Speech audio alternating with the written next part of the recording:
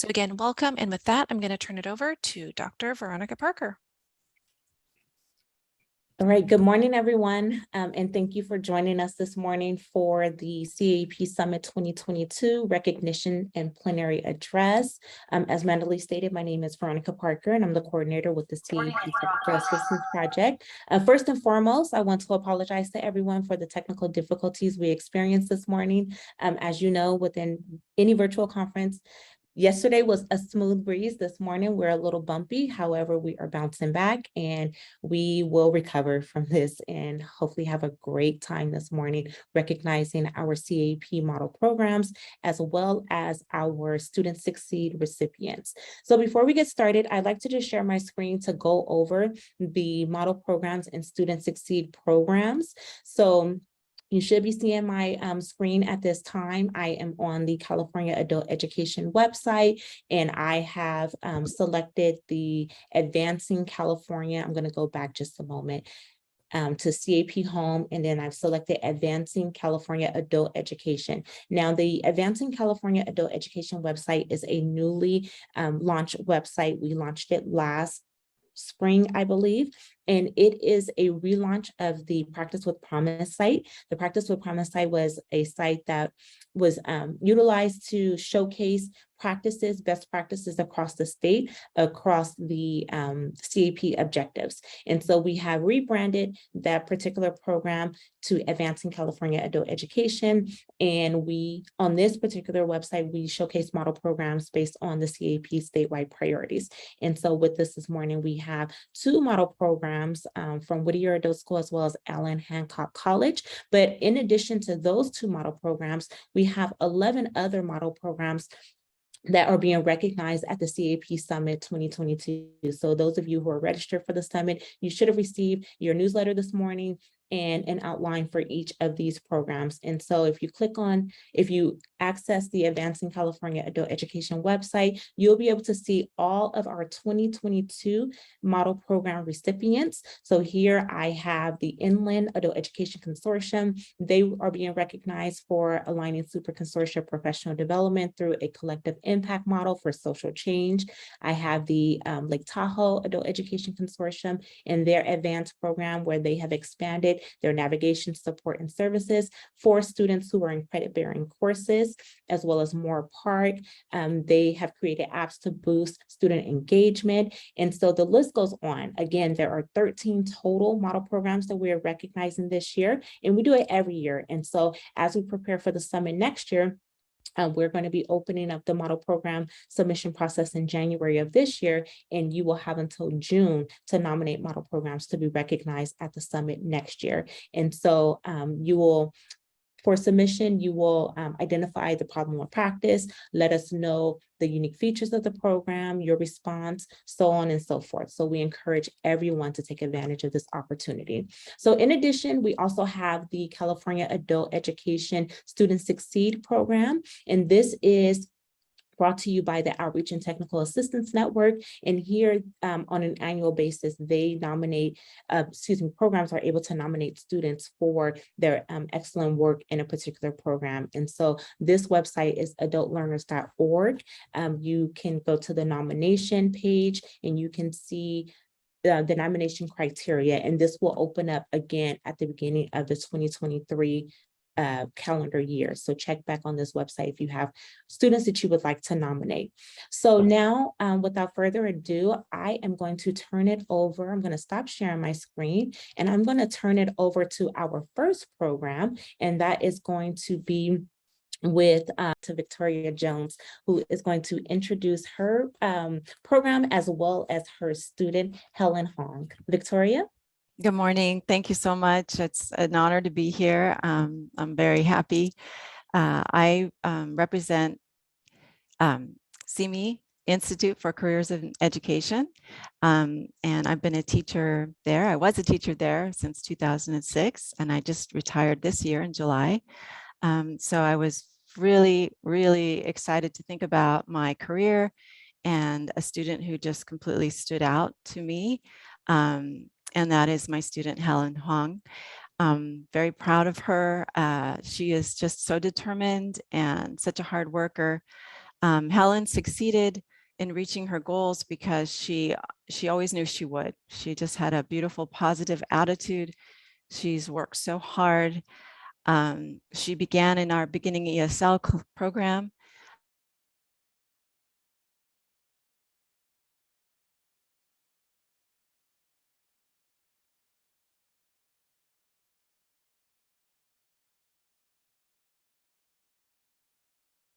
To become a business owner. So I got to work.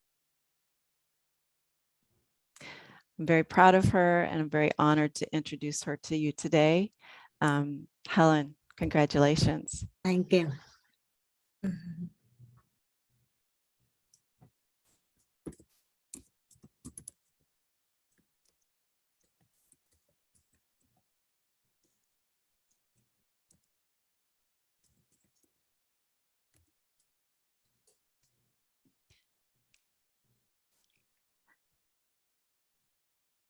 Hi, Helen. Did you want to say a few words? So, hi, good morning, everyone. I came here in 2009 and with my husband and 2 kids. My parents sponsor for us.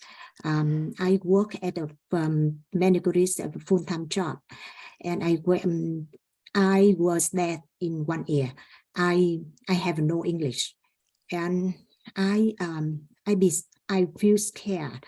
I feel projected because I cannot hear. I cannot understand people around me. I thought I cannot reach my goal because I wish to open my own salon nails. And I went to Simi Valley Adult School. I took ESL classes.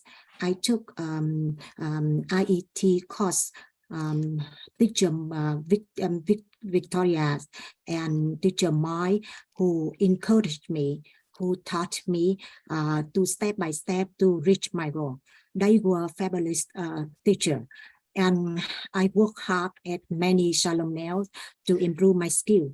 I practiced every morning with my pronunciation and with Burlington English program. And I do that until I feel good, until I can understand people around me.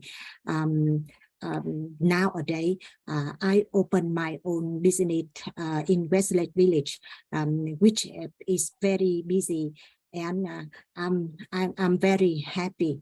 But I told myself that I don't stop here. I'm going to stop here.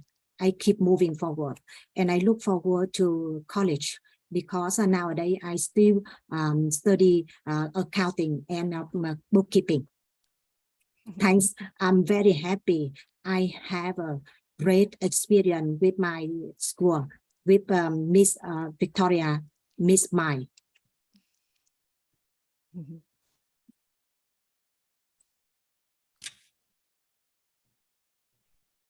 Wonderful. Thank you so much, Helen, for sharing your story. We appreciate hearing about it, and congratulations to you.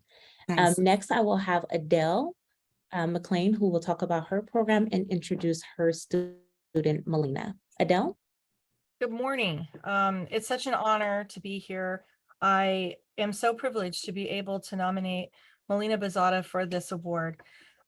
She's not only an amazing student that I had actually tried to nominate more than one time before right as we were hitting the pandemic. She had gone through several of our programs. She's a successful graduate from my school, and she had also accompanied us to Ledge Day to meet legislators at the Capitol that actually then came down and visited our area and actually saw that we are a place on the map. And they even, one of the senators became our guest speaker for a regional graduation as a result of our team and Melina going up and sharing her charm and her story with those legislatures. During the pandemic, she really rose to the occasion. It's one thing to volunteer for an adult school. It is an entirely different thing to volunteer for an adult school in a pandemic when you have to flex to online. And she just wanted to be there to help guide other students like herself on a journey to success. And I was so pleased to be able to honor that. Earlier last year, my district was able to offer her employment here, so that when you come into my office now, the first face that you see is Melina Bazada, and she really will draw people in because her story mirrors the story of so many of the clients we serve.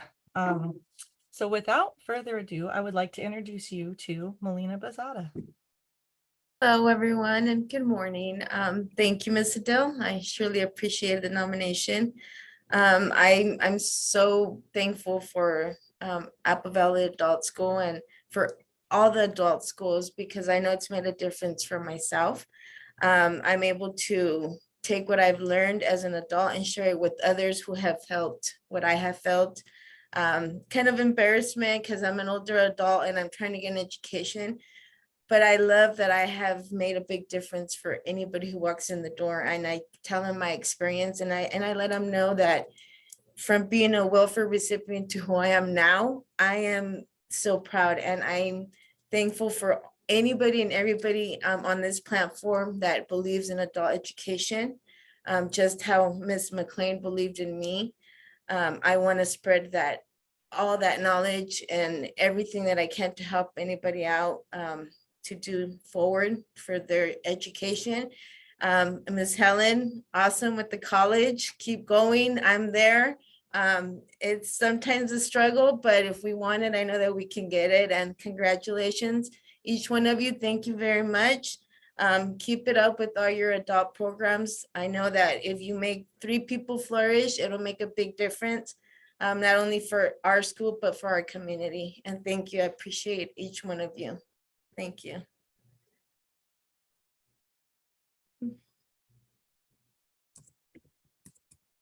All right. Thank you so much, Melina, for sharing your story, as well as Adele for introducing Melina. We definitely appreciate both of you being here, and congratulations to you. Now I'm going to turn it over to our model programs.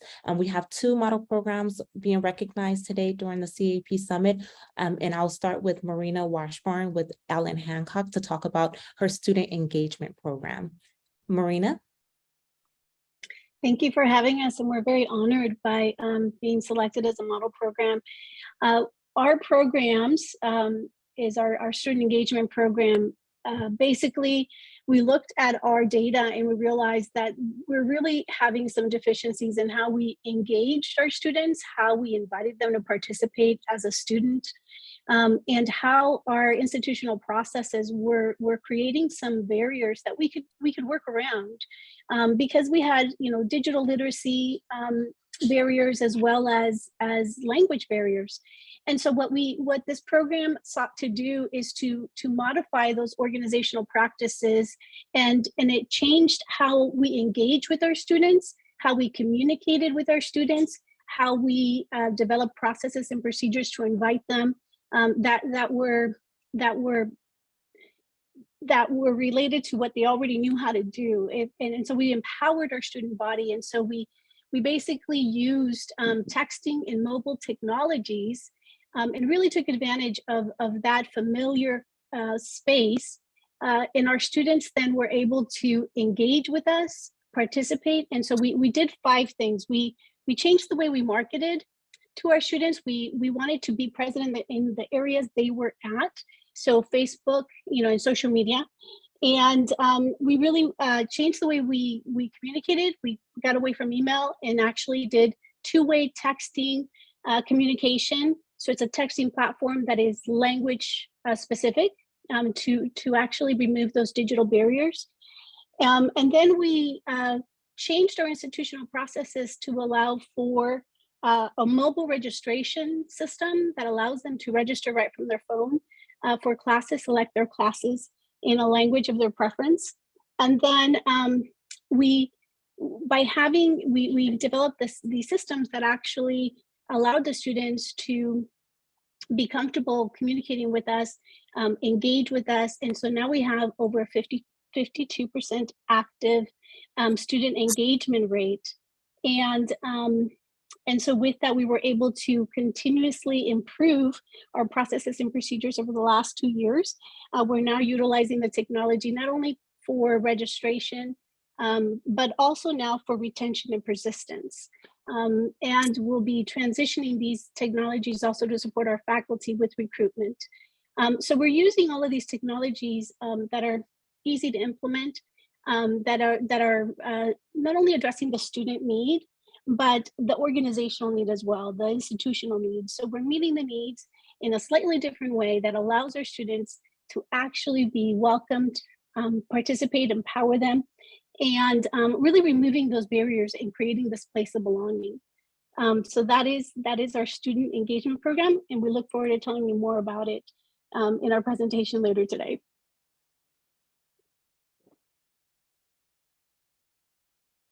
All right, Marina, thank you so much for sharing your student engagement program with us, as well as for submitting the nomination so that other practitioners throughout the state will be able to learn about how you are engaging your learners and increasing enrollment.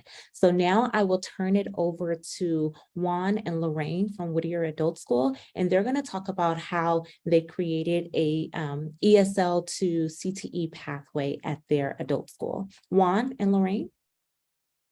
Good morning, everybody.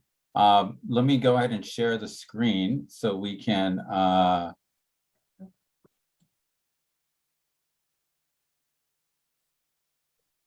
Hey, Veronica, it's saying that the host has disabled participant screen sharing. Okay, 1 second. I will change that for you.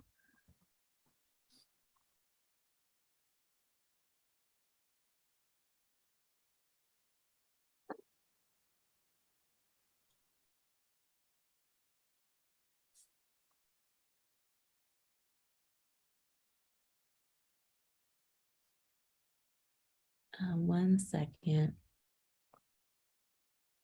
Sorry about that. I will enable that right now. Go ahead and try. Okay, let me try that now. Oh, there we go. Okay. Apologies. Okay. So good morning, everybody. My name is Juan Anzaldo, and I'm the proud assistant principal of Whittier Union Adult School. And I'm here with Lorraine, who is Hammonds, who's our ESL department chair, and also Tosa. And we're here to present to you what we did with our ESL students to get many more of them into our CTE programs.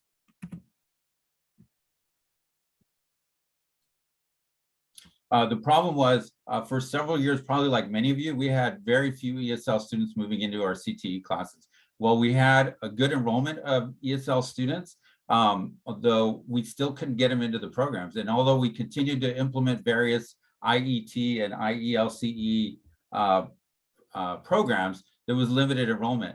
For us, the difference was not just to change the IET program, but this year where we saw success was changing in how we onboard our students so that they can get into the program. The solution. Technology existed in our ESL classrooms before the pandemic. We had Chromebook carts in all of the classes, but they were utilized to varying extent, kind of hit and miss depending on the classroom teacher. During the pandemic, on the onset, we could see that our students were really struggling accessing technology to attend Zoom classes, to attend other technology. So the silver lining for us for the pandemic was that we were offering our ESL classes via Zoom, like most people, but those were only offered at 90-minute intervals, so that we had time to offer Google Workspace classes after our ESL classes. And as Juan mentioned, I operate as a TOSA. I'm in charge of EL Civics. So I do one-on-one testing with all of the ESL students within our program. And that gave me a lot of feedback, positive feedback of how much they were grateful and how much they were benefiting from the Google Workspace instruction. We knew that in the 21-22 school year that we would be back to in-person learning.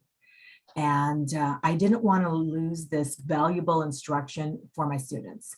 So working with the administration, we brainstormed how we could keep offering Google Workspace to our students. What we came up with was we created a schedule that we would have utilized the co-teach model that the CTE and ESL teachers would work together 2 times a week. So we now have our CTE person coming in twice a week for 30 minutes. When we rolled out this new schedule and presented it to our CTE department chair, she decided that she herself would teach the morning section of Google Workspace for ESL. So with this plugging in of Google Workspace into ESL, many benefits. The greatest is that our ESL students can now envision themselves taking CTE classes. It's been very, very empowering. And also, I do believe that the CTE department now views our ESL students in perhaps a different light, that they need not be limited by their language level. We restructured our morning offerings within within the adult department, or adult school, I should say. So we now allow an easy flow from morning ESL into CTE classes that are offered directly after morning instruction. And this has also led to a second pathway, our personal care aid class. And the data speak for themselves. You can see that this is how many ESL students are into our CTE programs. And you can see we already, before the pandemic, this orange bar, you can see we're already seeing a decrease at our school for ESL students going to CTE. So when we met to talk about our continuous improvement plan as a leadership, we knew this was an area we had to address. Now, clearly the pandemic, we saw adverse outcomes, clearly, but you can see pretty quickly we started to turn that around and getting more students into CTE to the big outcome we have experienced this last year. Just to be clear, these are 85 students who have perfect attendance, who are there every day and get the full breadth of the course with the Google class embedded. But the other thing I want to point out is, particularly for administrators, department chairs want to know, right around here is where we have the number of students who are taking ESL, but then taking a separate CTE class now outside of the ESL class. So that's growing back to where we were pre-pandemic, which is what we wanted to see. Our greatest outcome was eliminating that barrier between ESL and CTE. And instead of waiting and hoping for ESL students to take the CTE classes, we brought CTE to them. Our ESL enrollment is almost back up to pre-pandemic levels, and we realize that our future students are sitting in our ESL classes currently. So if you build it, they will come. Thank you. And here's our contact information. We'll put that in the chat. Thank you very much. I'll stop sharing the screen here. All right. Thank you so much, Juan and Lorraine, for sharing about your program at Whittier Adult School as it relates to ESL and CTE. I see some comments in the chat talking about the importance of CTE, as well as they are liking the fact that you all have created that schedule and so much more. So definitely take a look at the chat. But thank you all very much for being here. And thank you to Victoria, Adele, Melina, and Helen for being with us this morning and for talking about your programs as well as your student success. We appreciate and value you sharing, and hopefully everyone who's on the call was able to learn something new, as well as make sure you visit the CAP Model Programs website, the Advancing California Adult Education website, as well as the Student Succeed website to learn more about the wonderful strides that are being made in adult education. So thank you all so much for being with us this morning. We will transition to our plenary address, but before we do, I definitely want to address our audience. Again, our sincerest apologies for the technical difficulties we experienced this morning. I am happy to report that we have at least 167 individuals in the room this morning. You got here some way, somehow, and I'm so happy that you all are here. But again, our sincerest apologies for the technical difficulties, but we are glad that you're here. And then also a special thank you to the TAP team, as well as the OTAN team, and any and everyone else who helped make it possible for our attendees to be with us this morning. We greatly, greatly, greatly appreciate your assistance and the partnership and the willing to jump in and help when things are going wrong. So thank you so much. So now I will transition to our plenary address. We have Mr. Ken Shelton with us this morning, and we are so excited for his plenary address. And I will go ahead and start reading his bio. So Ken currently holds a MA in education with a specialization in educational technology, as well as new media design and production. He has worked as an educator for over 20 years and spent most of his classroom experience teaching technology at the middle school level. As part of his active involvement within the educational technology community, Ken is an Apple Distinguished Educator, a Microsoft Innovative Educator Expert, and a Google Certified Innovator. Ken has worked extensively at the policy level with a number of state departments of education, ministries of education, nonprofits, and was appointed to the Education Technology Task Force formed by a previous California State Superintendent of Public Instruction. Ken regularly gives keynotes, presentations, consults, and leads workshops covering a variety of educational technology, equity, inclusion, anti-bias, anti-racist, multimedia literacy, cultural intelligences, visual storytelling, and instructional design topics. Ken is the International Society for Technology and Education Digital Equity Professional Learning Network 2018 Excellence Award winner. Ken is the International Society for Technology and Education 2022 Make It Happen Award winner due to his extraordinary commitment, leadership, courage, and persistence in improving digital learning opportunities for students. Because of his extensive and broad impact, Ken has also been named by EdTech Magazine as an influencer to follow. So now I will turn it over to Mr. Ken Shelton, who will get started with our plenary address. Ken? Good morning, good morning, good morning. Can you all confirm that you can see me and you can hear me? Yes, we can see you and we can hear you. Yes. Okay, and what I'm surprised, first of all, I put in the chat, yay, Lydia, I was gonna wait. I always wait, I pause to see if someone's gonna catch the background.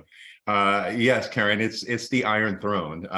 If you, for those of you, if you're fans of Game of Thrones, that is the Iron Throne. But if you're a true fan of Game of Thrones, you know that even if I'm sitting on the throne, it's not gonna last very long. So with that being said, I want to, first of all, kudos to the Whittier Union team. I love what you all are doing and what you shared actually, and we didn't plan this. It connects to some of what I will address in this plenary and share. So I want to share with all of you, let's use the chat for sure, because I do a lot of interactive things within my talks, and I want to make sure that your voice is heard within this as well. So let me do this. And now can you all confirm that you can see the slide as well? Yes. Okay. Perfect. Yeah. So I have that because I know it's just after 9 a.m. So it's not too early for those of us that are early risers. And I just want you all to see I have had my coffee, so it's time to get started on the work, because I'll start when my start working when my coffee does. So a couple of quick things just to lead in here. One is that's my contact info, and that I believe is on the program as well. And more importantly are the social media handles. So if you use the socials and you post anything, keep in mind the hashtag for the event is there, CAEP Summit 22. And so here's our first thing that I want to do with you all. You hear a lot about social emotional learning. I hear a whole lot about it. I do a lot of work in SEL. But one of the areas that I also find that is not addressed enough is to account for the social well-being of the adults. And in fact, I always say that no SEL program is sustainable or effective if it doesn't include the following three things. Number one, social well-being supports for the adults, and ongoing anti-bias and anti-racist training, and then true learner agency. And so I share that with you all because I want to pause for a moment And then I'm going to go do the setup for the remainder of this talk. I want you all to share in the chat, if you don't mind, something that you have done within the last 4 weeks for self-care. Please just drop that in the chat.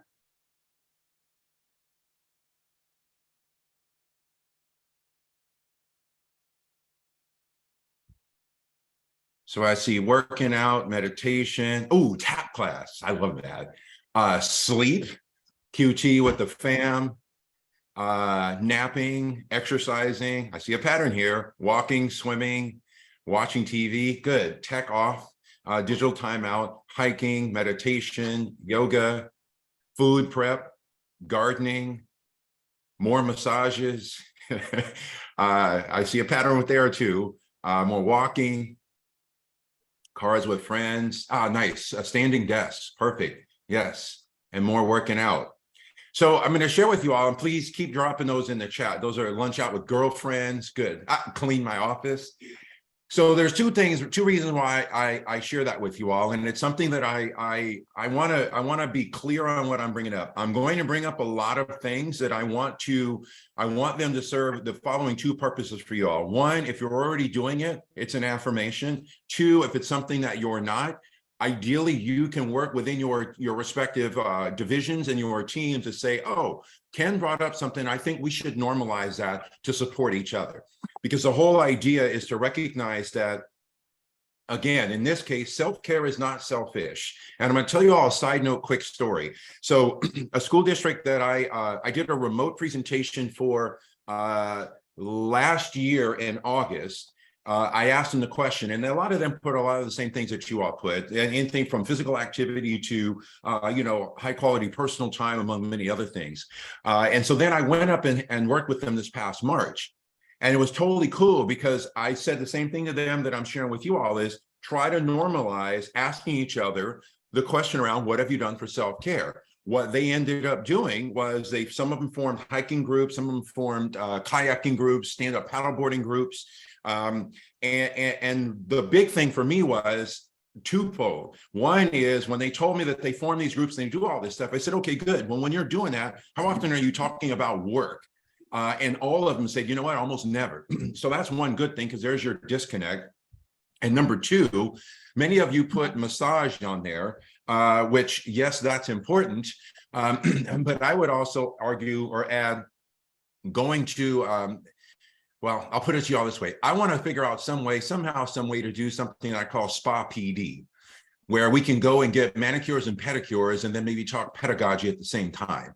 I don't know what it will look like, but if you don't think of it, you can't do it. So the whole idea for you all is to really start to normalize what you are doing in regards to your self-care and how you're affirming each other in doing that and encouraging each other to do it. Yes, Erica, Spa PD, that's what we both want. Absolutely. Wait, stand by one second. I don't know where that is coming from. See, now I do. Okay, there we go. Perfect. So what I'm going to talk about a little bit kind of directly points to the 5 core goals that you all have in your 3-year plan that's starting off this year and runs through 2025. And they all around those 5 areas, which is assessment, metrics, objectives, activities and outcomes, and then evaluation. And so I introduced that because one of the key things I want to talk about is the following. So feel free to put in the chat, what do you all think is one of the most dangerous or destructive phrases enunciated in education?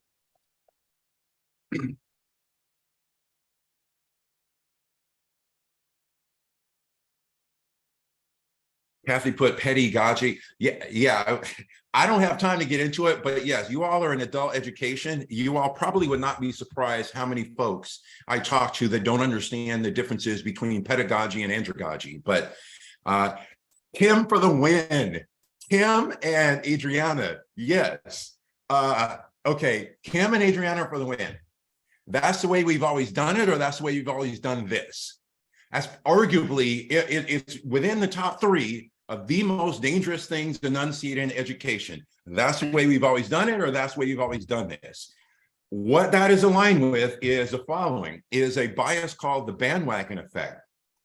And if you'll notice, it's the whole idea around our desire for harmony and conformity sways our decision-making. That's the way we've always done it. I always follow it up, and you all are going to find out a lot about me in this talk. Is the whole idea around the phrase I like to use is I like to trouble the narrative.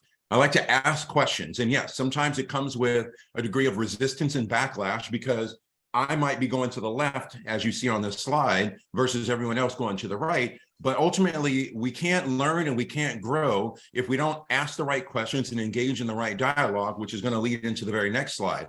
And so whenever you hear that phrase, well, that's the way we've always done it. Okay, let me go back here. Assessment and metrics. Okay, how do we assess that if this is the way we've always done it, it's the right way to do things? What are the metrics? What is the data that supports continuing to do it this way? Who does it affect in a positive way? Who might it affect in a negative way? What are the unintended consequences of continuing to do it this way? And Kim even put in chat, metrics and assessment out of context is meaningless. 100% agree. So the whole idea around this is to really start to ask ourselves, if it's something that has been normalized in the way we've always done it, again, why are we doing it that way? Is there any sort of information assessing it and then data that supports continuing to do it that way? And even in that context, what is the unintended consequence around that? And so that's why it leads me to the next thing. I want to virtually invite you all into what is going to be the space for the remainder of this talk, which is our brave space. So I'm going to read it for those that may not be able to see it that clearly on their screen. So this is your formal invitation into brave space. Together we will create brave space because there's no such thing as a safe space. We exist in the real world. We all carry scars and we all have caused wounds. In this space, we seek to turn down the volume of the outside world. We amplify voices that fight to be heard elsewhere. We call each other to more truth and love. We have the right to start somewhere and continue to grow. We have the responsibility to examine what we think we know. We will not be perfect. This space will not be perfect. It will not always be what we wish it to be, but it will be our brave space together, and we will work on it side by side. I'm going to pause and let you all process that for just a moment. And feel free to drop in the chat a line at the moment that resonates most with you.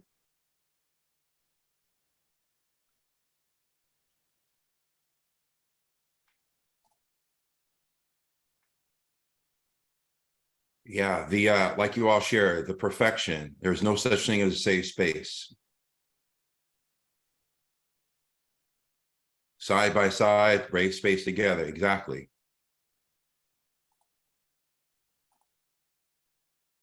And Kim put what my favorite line is we have the right to start somewhere and continue to grow.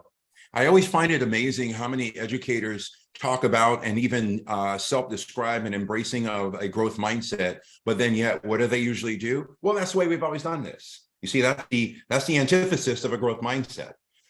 So the whole idea around this is for us to give ourselves the great space, permission, and recognition that we have the right to start somewhere and continue to grow, that we have a responsibility to examine what we think we know, that we recognize that there is no such thing as perfection. In fact, I will share with you all, perfectionism is one of the 15 conditions of white supremacy. And even if you are white, you are the victim of that, by the way. There is no such thing as perfectionism. All we can ask for ourselves and each other is to simply be a better version of ourselves as a result of the opportunities of the time we spend together and the learning endeavors that we engage in, whether it be work-related or highly personal. That's really all we can ask for. And if the examine what we think we know is definitely aligned with what you all just saw, which is this right here. Let's examine what we think we know. So with that being said, this is our brave space. So I'm going to put share with you all some things aligned with that. And then I'm also going to ask you all to contribute more to the chat. So first of all, those of you sharing the chat, thank you very much. And for those of you that are still processing, take whatever time you need to be able to process, because ultimately the whole idea around this is that we have the right to start somewhere and continue to grow. And nobody can tell you what your growth rate is or your growth pace is. So my next question for you all, leading into some of the meat of this talk, is the following. And here's something that I would ask you all to consider to normalize when you meet within your teams, your divisions, and more specifically also when you introduce yourself with your learners. So here's a question. I'm going to drop it in the chat and I'm going to say it. 1 second here.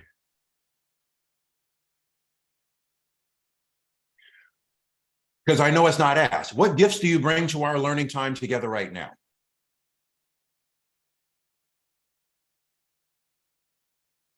And I can already tell with some of you in the chat, there's some of the gifts that you bring around self-awareness, look at positive attitude, empathy, open mind, open heart, patience, compassion, inspiration, willingness to be present, energy, attention, grace, willingness, tenacity.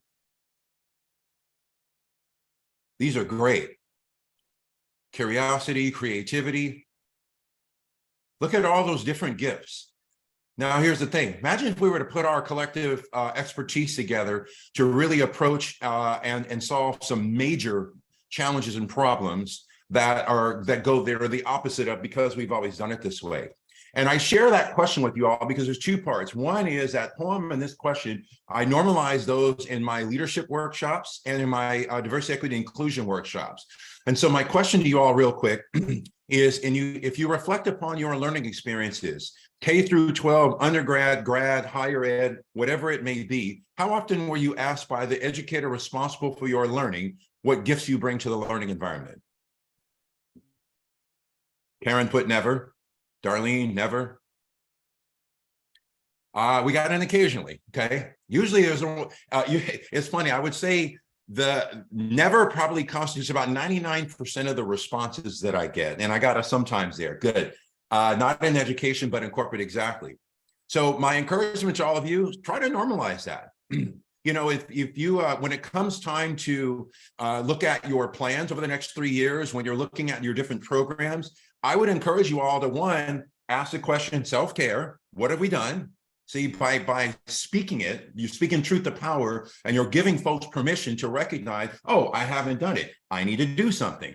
But you also, by sharing it, you give others ideas. But the other thing is, think about how the impact from an asset perspective, the culture of your meetings, your learning environments can shift in a much more meaningful, not side-by-side direction when the first question is, okay, here's what we need to do. And so what gifts do you bring to this environment that's aligned with our objectives and our goals? All the gifts that you all shared, those all fit perfectly with this talk, perfectly. So that's one of the things I wanted to normalize for us going forward. And so the whole idea around this summit is, one, the power is yours. It's recognizing that, and if you go back to that Brave Space poem, we fight to amplify, we seek to amplify voices that fight to be heard elsewhere. We call each other to more truth and love. We will not be perfect. We will work on a side by side. That's all within our power. And the key for me with this talk is this, is that how might you use your plan to evolve and then re-engage, both with yourself, within your program, and with your learners? I'm going to restate that. How might you use your plan to evolve and re-engage with yourself, with each other, and with your learners? And so that leads me to the following. So again, when you think about that's the way we've always done that, part of that is to really reflect upon, again, what is the impact of the things that you've done? What has been normalized? Who does it affect in a positive way? Who does it potentially affect in a negative way? And even in some cases, what are the unintended consequences? So that leads me to the whole idea around this talk, which is that design matters. Everything is by design. And in some cases, there's an intent behind it. And in some cases, there's an unintended component to it. The whole idea, though, is that if we think in terms, if we put on a design hat, and no, I'm not talking about design thinking, I'm talking about just design in general. It's all a process that we all go through. And in fact, if you think about many of the gifts that you all shared in the chat, those are all a byproduct of design: creativity, empathy, compassion, attention to detail, energy. All of those things are aligned with that. And for us, it's how might we rethink adult learning environments. I love what the Whittier Union team just shared around the whole idea that they made Google Workspace available, and then they noticed how the opportunity for, or the desires for enrollment and participation literally increased quite a bit. That's rethinking. It's not doing things the way we've always done them. And it leads me to the following. So one of the things I always try to do is in education, which I'm sure many of you have probably seen this, there's a lot of terminology that gets thrown out, a lot of words. Okay, words mean nothing if you don't provide a definition within context. And in my case, I'm like, definition in context, what's your receipts and what's your proof of concept? So for me, the whole idea is that when it comes to redesigning, rethinking our adult learning environments, rethinking is not a remix. You see, there's this whole energy and effort around, let's go back to the way things were prior to 2020. But we'll make a few changes. That's a remix. Bad ingredients in is still going to yield bad results out, no matter how many times you remix them. Okay, so rethinking in this case is not a remix, and it's also not disrupting. If you think about the word disruption, think about it from the standpoint of being an educator. If you have a disruptive component to a classroom, what happens? It's temporary, because what do? Disruption. I got to change stuff to stop the disruption and then reorient back to what was. It's the whole idea around, I always, whenever I hear like, we need a revolution in education, I'm like, well, if I were to take you literally, that means you start off here and you go all the way around, you end up right back to where you were, because we've always done it this way. So the whole idea around rethinking is that in some cases, it requires a dismantling of things. Again, if you look at your plans, your programs, where you were 1, 2, 3, 4, 5 years ago, in fact, where you were 3 years ago at the start of your prior plan, where are you now? What things need to be dismantled? They need to be removed. And then ultimately, you cannot redesign until you dismantle, then reimagine. Let's take it all apart. And now let's imagine, what might it look like with our new information, resources that we have now that may not have existed before, new way of thinking, the whole idea around we have the right to start somewhere and continue to grow. Where were we? How have we grown? And where might we continue to grow? How do we ensure our growth is sustainable, dynamic, and responsive to what we do and the needs of our learners? And then ultimately, you can go into a redesign. And that's the whole process around rethinking. It's not a remix, and it's not a disruption. It's dismantle, reimagine, then redesign. And I share that with you all because I would argue that we have a golden opportunity right now. Well, there's this thing that happens that it's still happening, COVID, and you know, and you even like I said, I love what the Whittier Union team just shared, and it actually connects to what I'm going to share with you all right now. And the whole idea is to recognize the following. So here's a quick question for you all. How many of you in your schooling experience, especially in grad school, and for some of you, because I see in the chat, in your doctoral program, had a class that was some variation of the title of how to teach and learn in a pandemic? I'm curious, how many of you had a class for that?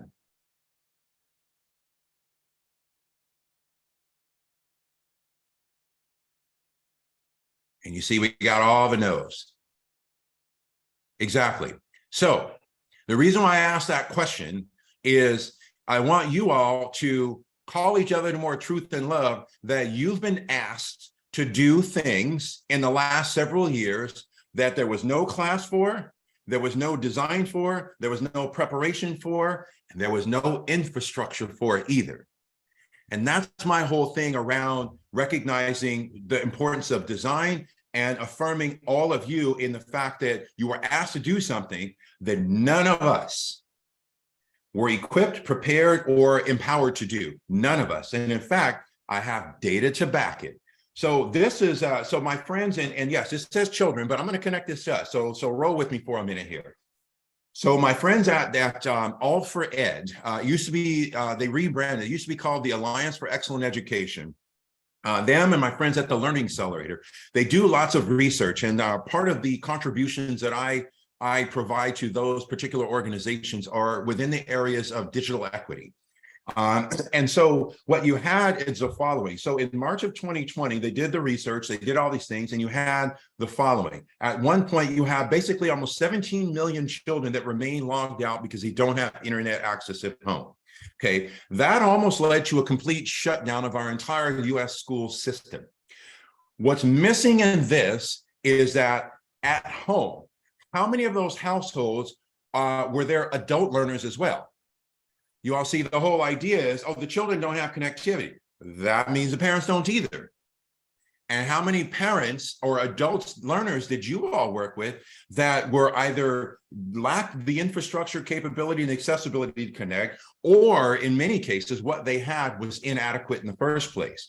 And the whole idea around that is precisely why I touch on the following things, is really rejecting deficit language. And this is why I posted this tweet, as you can see, March 12th of 2021, the whole idea around the use of learning loss. My whole thing, well, I'll pause so you all can read it real quick.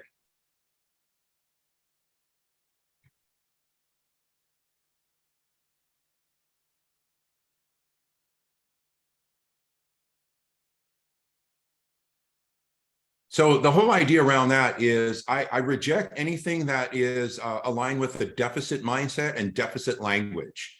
You see, none of us had control over the infrastructure. Holly, yes, colonized curriculum. So you put in the chat. The whole idea around a colonized curriculum, I'll give you all a prime example of a colonized curriculum that I was exposed to. In my schooling experience, very rarely were any of the books that I was required to read, none of the authors look like me. That's a colonized curriculum. It is exclusionary and it is culturally incompetent. And I'll touch a little bit on that later. But the whole idea around this is to reject, and Holly, there's a whole lot more, but for time's sake, but the whole idea here is to reject deficit language. You all see that is the opposite of what you all saw in that Brave Space poem, calling each other more truth and love. And so many folks I know that are superintendents and everything else, they engage in what I call educational triage, which is, and one of you just put in the chat, you handed out Chromebooks, but unfortunately, you couldn't hand out a hotspot. I know a lot of folks that handed out hotspots, but of course, for me, the whole idea was that's triage, and I get it. But here's the thing. The hotspots, first of all, you got to account for connectivity, because unfortunately, still today, we can go places where our cell phone has no access or marginal access at best.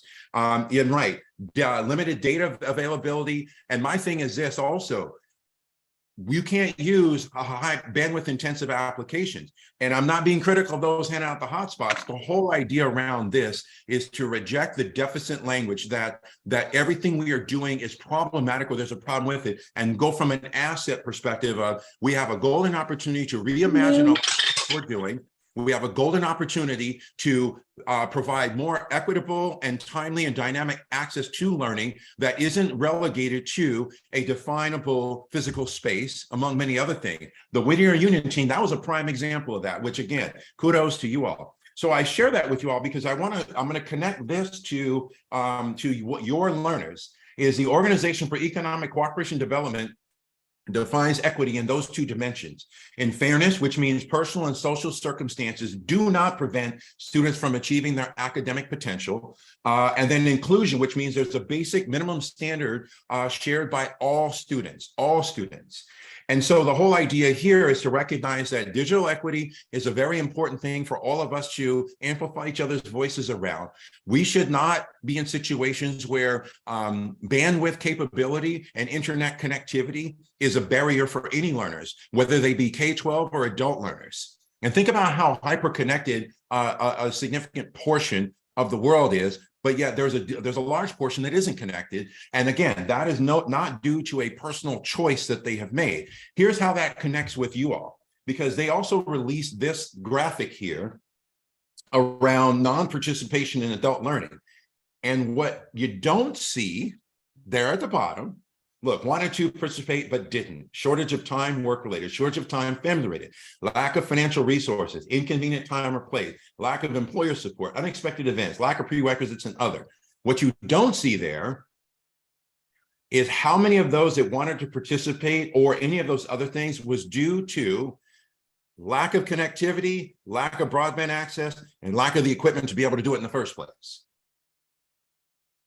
And so that's why for us, it's looking at what are some of our generational and big challenges. As Veronica shared in my bio, that was some of the work I did with Superintendent Torlakson when I was on his Educational Technology Task Force. The theme of the task force was titled No Child Left Offline, because the whole idea is there has to be a basic minimum standard. The basic minimum standard should be ubiquitous access to a device, ubiquitous broadband access, no matter where you go, urban, suburban, rural.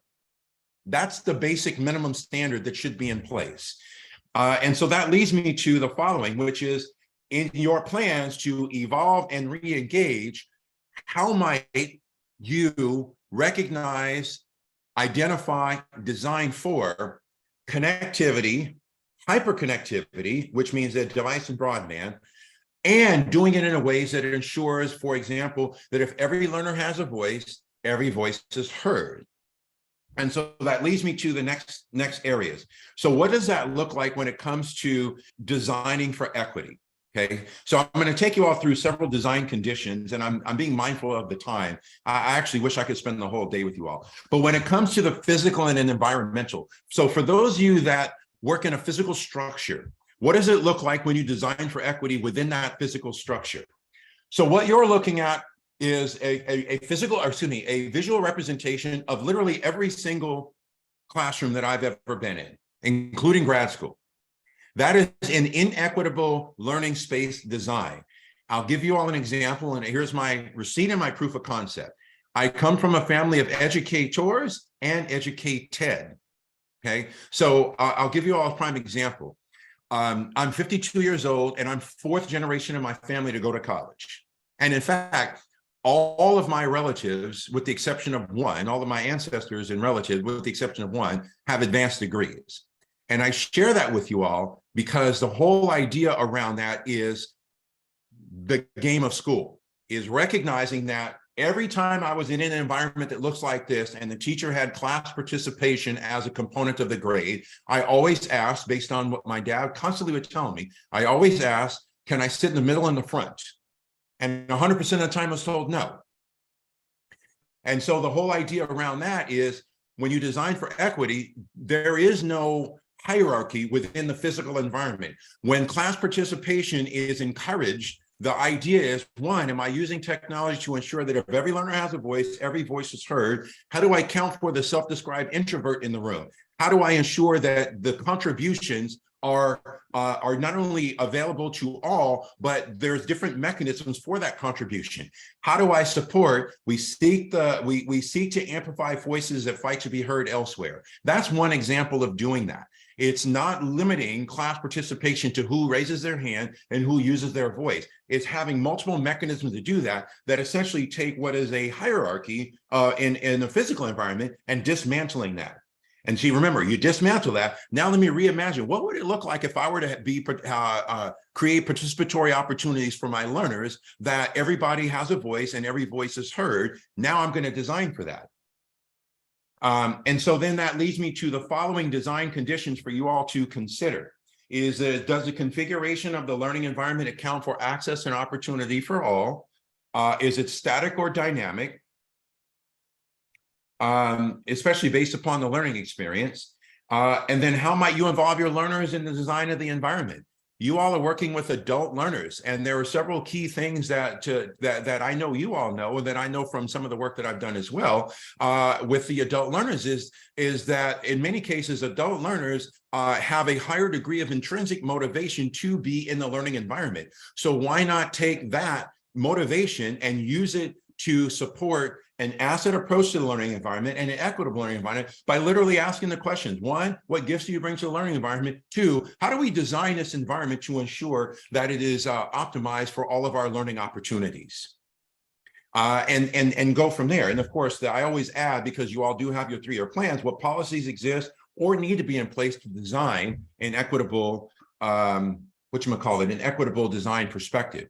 And then when it comes to our digital space, I just shared with you all one example. The Whittier Union team, again, I keep using you all. That's why I wanted to get here early, because this is a prime example. I would even say, and they did share it, how did the use of technology, and yes, I fully understand, recognize, and this is why I'm an advocate and I'm a voice for it. We have to ensure that basic minimum standard. But once they had, at least to a large extent, that minimum standard, how did the use of technology provide equitable access to learning? And they were using Google Workspace in that capacity, in that context.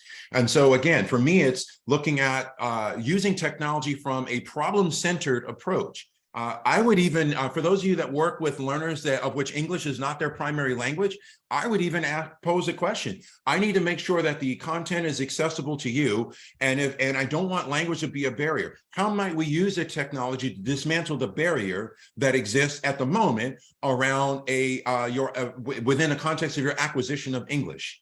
And I'll share with you all later a lesson that I learned from a student of mine around the use of ELL and ESL. And so then there you go. So here are your design questions to consider around this: is how might you use technology to support a problem-centered learning approach rather than content-centered?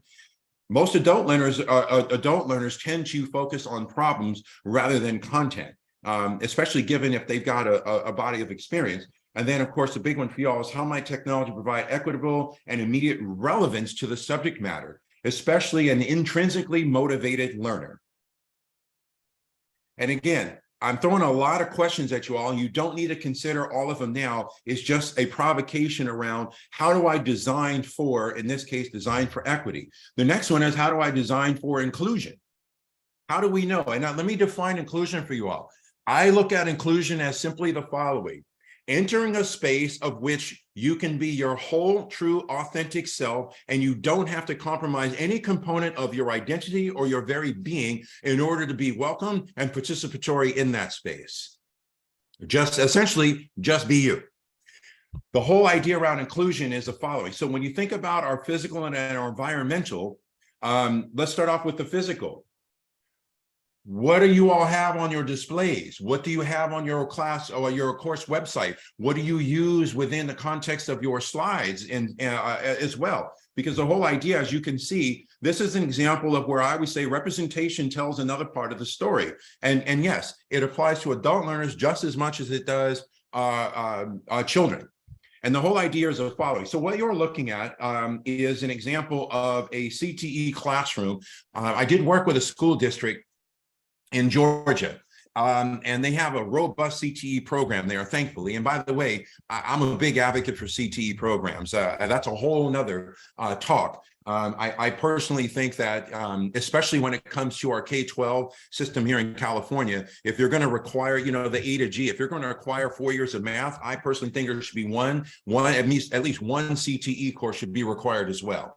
Whole different talk, but I can directly connect my experiences teaching in as well as learning in a CTE program and many of the core content areas. But to this story, there's a whole idea around it's in a CTE room, okay? So I'm working with the leadership teams for the whole district, and I look at the wall and I'm like, oh, hey, there's me. And of course they're like, oh yeah, Ken, whatever. I'm like, no, seriously, go look at the wall. That's me. And that's why I always laugh when I do this slide, because the whole idea is, if you notice the question says, can you see yourself here? And as a matter of fact, yes. But here's how that line would design for inclusion. If I don't see it, I won't believe it. If I don't believe it, I won't imagine it. If I won't imagine it, I won't pursue it. If I won't pursue it, I ain't going to do it. So the whole idea is to think about, when it comes to inclusion and designing for it, what are the representations within across all areas, within the walls, within the hallways of the school, within the content that you use, within all of the things that your learners and even you engage in around that. Yes. Okay, Dr. Ollinger, if I don't see it, I won't believe it. If I don't believe it, I can't imagine. If I can't imagine it, I can't pursue it. And if I don't pursue it, I ain't going to do it. So the whole idea is, if I can see the representation, I can internalize that and say, oh, I see a person. In this case, this was an old modeling job I had around being a flight nurse. So for me, it's like, think about how many students will walk through this space that maybe Black male or white female especially. How many of you even know a flight nurse exists as a career? And then if you see the representation, it's like, oh, maybe that's something I can do. But if you don't get that representation, that stream of thought is highly unlikely to enter your stream of consciousness in the first place. And so then when it comes to our digital space, so that's the physical space. The digital space is to ask yourself things like, who are the authors of the materials that you all use? Do they represent diverse identities, backgrounds, language, ethnicity, all of those things? Who are the representations around that? It reminds me of the fact that in in one of my master's degree classes that I had, I'll just share with you, I had the trouble with the narrative. I knew that it was going to be responded in a destructive and punitive way, but I couldn't remain silent. And I'll share with you all part of the reason why I couldn't remain silent. One of my personal heroes that I've read and studied quite extensively was Elie Wiesel. And you just, sometimes you just, silence equals acceptance. You know, silence is a position. And that's a quote from James Baldwin, by the way. And so I share this with you all because in my master's program, we were reading about classroom management and how to manage learners, how to manage learning environments and management. And for me, the quick epiphany that I had probably about a third of the way through the quarter was all of the authors we're reading, all the materials that we have, and all the research that's being used to support what we're reading, not a single one of them look like me or any of the learners I'm responsible for. Not a single one. So, of course, for me, I asked the question, how is it possible that someone who doesn't look like me or the learners that I'm responsible for and hasn't worked in the environments that I'm working in, how much credibility can they have telling me how to do what I do when that's what I do on a daily basis? And they don't have what I'll share with you all this way. They don't have the receipts and they sure as heck don't have the proof of concept. So the whole idea, and when it comes to our digital spaces, is to be mindful of, if I'm asking you to read something, who is the author? What do they represent? Is it an authentic representation? And that leads me to how does that directly correlate to the whole idea around our learning environments? So what you're looking at is a picture of Dr. Rudine Sims Bishop, who developed a concept called the mirrors, windows, and sliding glass doors. And I'll share with you all the whole idea around that. And the Dr. Rudine Sims Bishop, her research and her work is primarily around the consumption of text and within a K-12 environment. But I will share with you all that works in an adult learning environment as well. The whole idea is the following.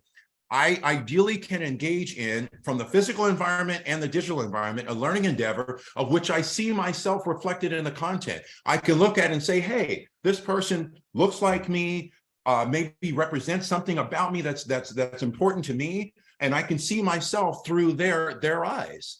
That gives me the ability to be affirmed, to recognize what my potential is, and to be able to reimagine what I'm capable of because of that representation. Where the others come in with the windows and sliding glass doors is when you develop that awareness, self-awareness, you then can begin to make cross-cultural connection by connecting with authentic stories and representations of others. Think about what that might do for all of you within the context of your learning environments when it comes to making cross-cultural connections. Think about it from the context of adult learners that are engaging in or within environments that are learning and I would say a professional capacity of which they're highly likely to have some sort of interaction with somebody who doesn't look like them, talk like them, or have the same experiences as them. And by the way, I will add, I reject anything that puts any of us into a siloed monolithic category.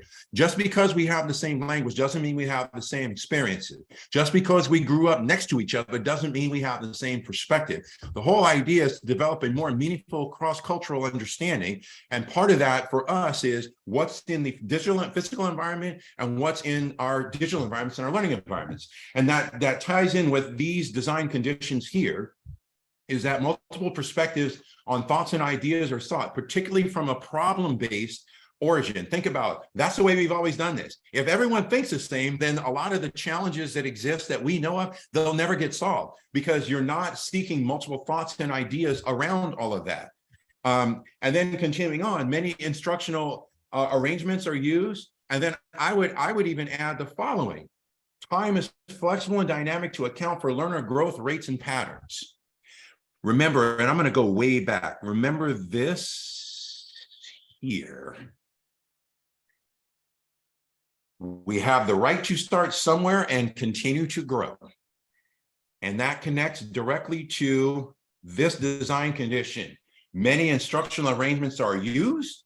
Time is flexible and dynamic to account for learner growth rates and patterns. We don't all learn at the same rate. We don't all learn at the same pace. And we don't all learn in some cases with the same arrangements. That is how we design for inclusion. And then I'm going to not leave y'all, but I got a couple of more things to share. And then I want to give you all a call to action prompt. So now we've done equity, inclusion. What about personalization? So again, when it comes to the physical and the environmental, I cannot share with you all, because I don't have the words to capture it, the impact of seeing yourself reflected in the content. So the personalization is when you have both the equity and the inclusion part. It's really looking at the representations around, and I've seen this even with educators that I work with, where, you know, I will say, I'll say things like, you know, here's an example of leaders. What do you see? What do you think? What do you wonder? That's my favorite thinking prompt when it comes to visual literacy. And of course, more often than not, when I know who's in the audience and I have those representations, I get the following nonverbal. And what that's telling me is now you are getting exposed to a visual that you may not have known, and you are seeing something, your mirror, that is, or a representation in a position that you never thought would you be capable of being able to do.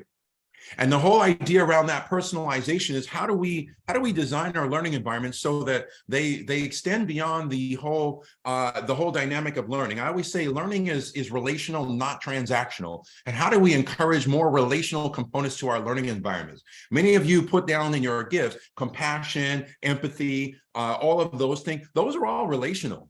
How do we incorporate and utilize those in a much more meaningful, impactful design for personalization capacity? So I'm going to leave you all with this as I conclude. These is when it comes to, remember those 5 things you had. Assessment as one is proficiency is defined and assessed in large measure by individual learner growth from a background knowledge starting point.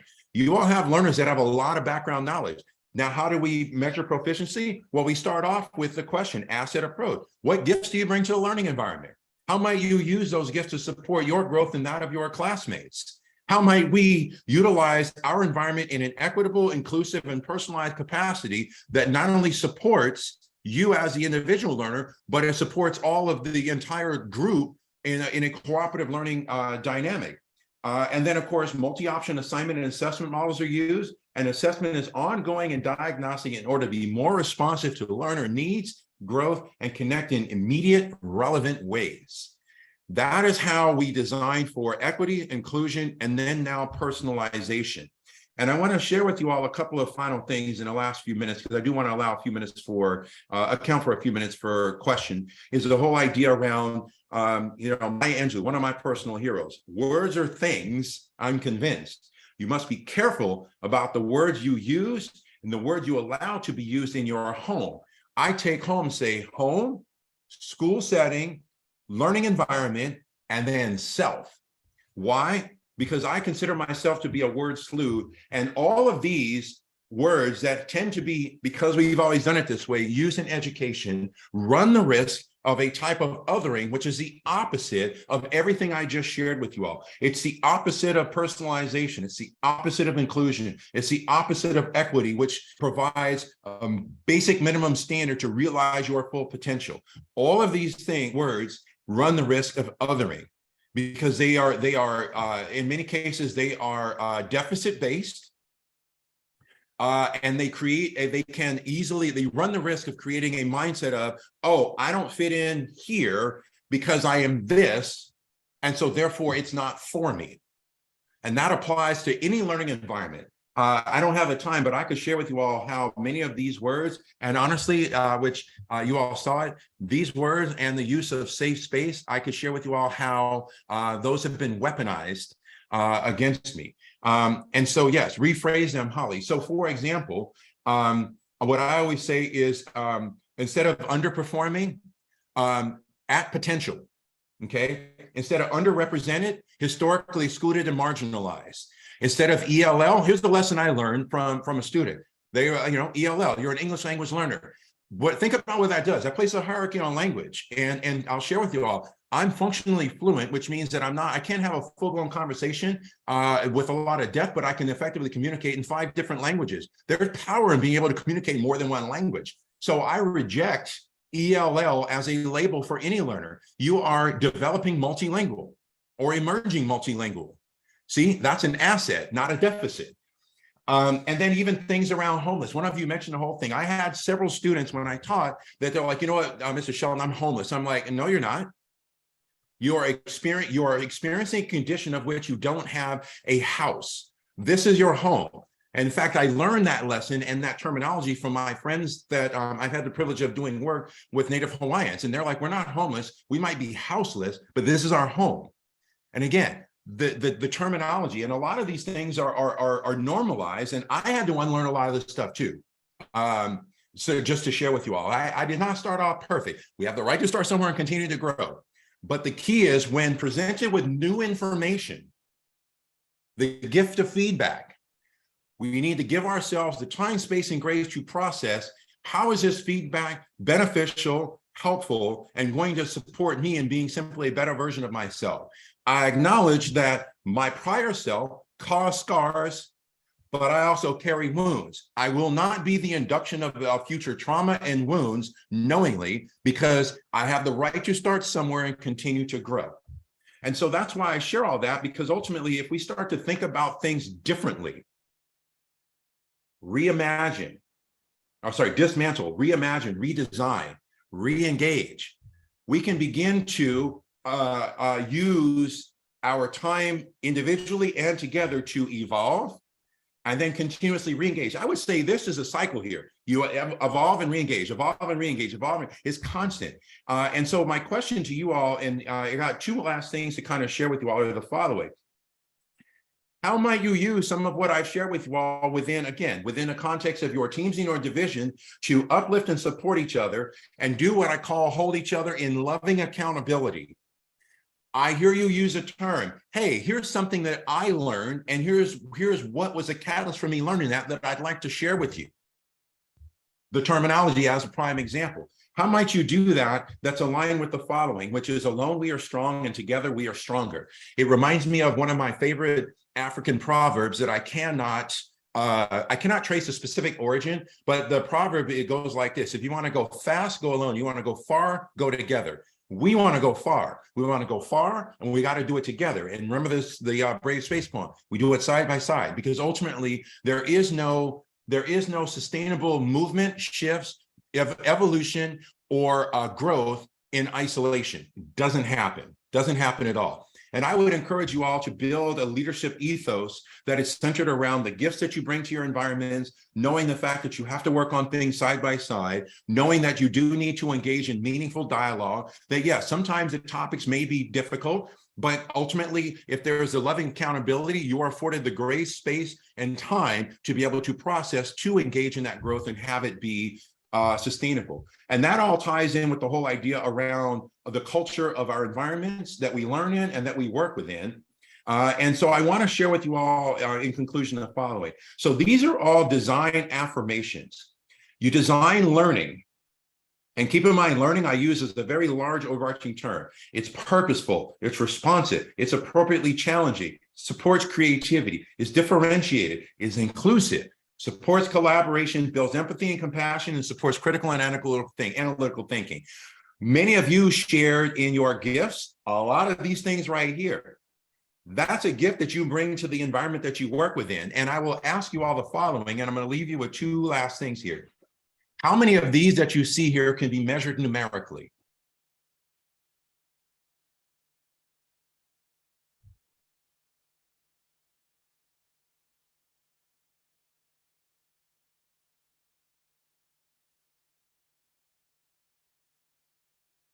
Oh, I see. I keep saying Holly because that's the name that appears in the chat. So I apologize.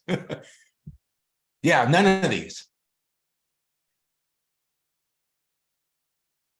And if you'll notice, all of these we can all identify as being critical to our social well-being, our opportunities for growth, and our access and opportunity to realize our full potential within our learning environments. So I'm going to leave you all with two final things, and that is the following.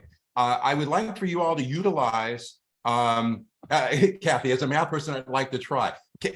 Perfect, because if we can, then there's again, it's nothing is in absolutes. There may be a way to do that. But here's the thing I want to share with you all.